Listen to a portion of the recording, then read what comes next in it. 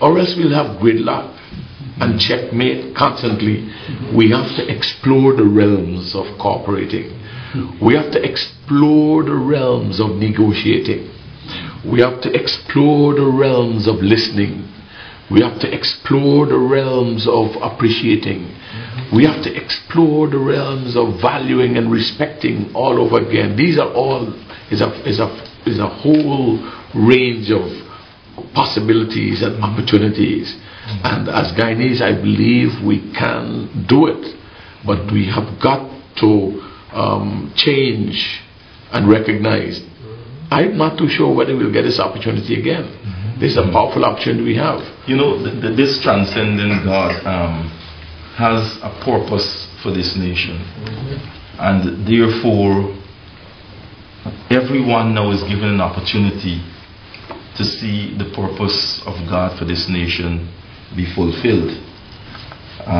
So there must be a spirit of unity, a spirit of cooperation and togetherness. The fact remains, however, that if persons do not line up with the purposes of God, or the purpose of God for this nation, God can take another route.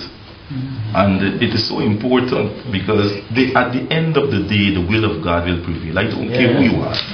The will of God will prevail, and therefore one must line up with the purpose of God, because God can very well take another route, and sometimes the other route might not be very pleasing. There's a word that you used just now, Bishop, owner, and that struck me in a very special way. God owns everything.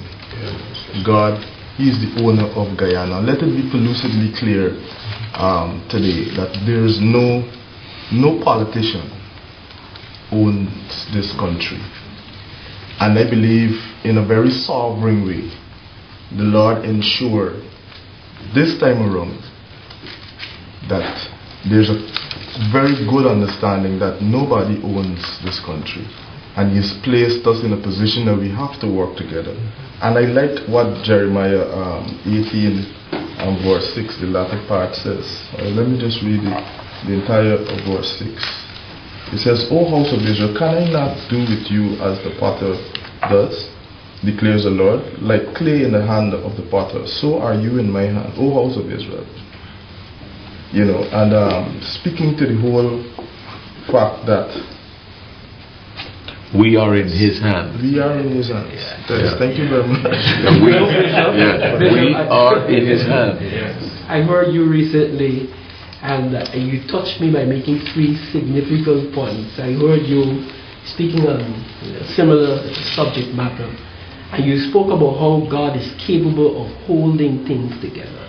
I can't help, and I can't allow this program to conclude without making reference to the power of God to hold things together, and even holding Guyana together.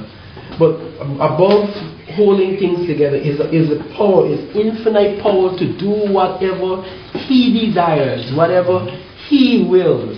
It's amazing, it's fascinating to me. And so, in spite of what might be in the heart of a man, God has a greater plan, a bigger plan, and His plan is coming to fruition. This plan is going to be fulfilled. And the last one that I was fascinated over is this ability to remodel. They're all taken from you, I must say that. But I heard you make mention about them, about God remodeling and refashioning, reshaping. And when you look from God's view of what is happening in Guyana, I can tell God is doing something extraordinary. So powerful. You know, the writer of the book of Hebrews made this observation. He said, God, who at sundry times and in diverse manners spake in times past unto the fathers by the prophets, had in these last days spoken unto us by His Son. Listen to this. Whom He appointed heir of all things, through whom He made the worlds, who being the brightness of His glory and the express image of His person, and upholding, this is the part I really want to mention, not just the brightness of His glory and the express image of His person, but He upholds all things by the word of His power. Awesome. When He had purged us, and this is the God who made the world, He upholds all things. this country is not going out of orbit. It's not spinning aimlessly, looking someplace to crash land.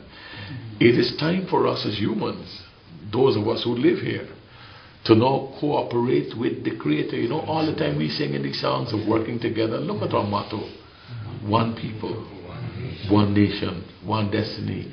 We have never had an opportunity like this to realize all of these symbols, all of these national songs we sang in the past and we sing now. Rather than playing a lot of the junk that we play on the radio and so on, we should play these national songs now constantly. You know, what about I want to build this land? You know, this is a wonderful opportunity for all the good men to come out and women to say, let us build this land. Let us teach our children how to appreciate this land again, because we have a wonderful opportunity.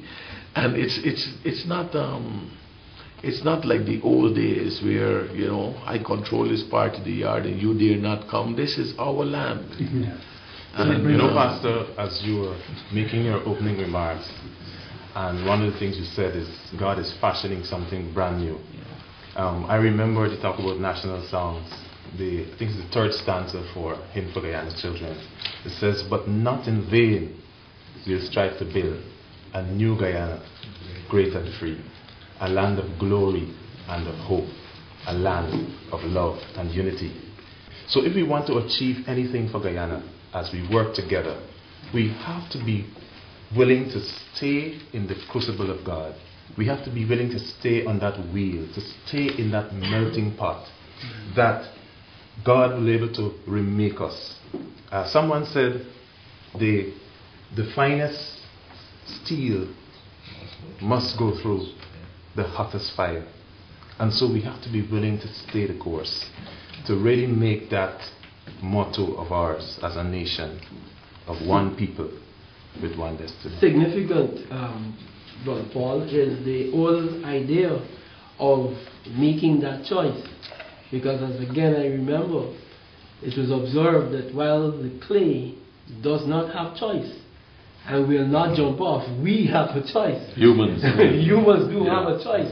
And we could make decisions contrary to what the potter really desires. But we should make that choice to stay in the way. I think the message is clear. God is sovereign. He superintends in the affairs of men. And we need, as a nation, we need to take our eyes off of men and place our eyes on God.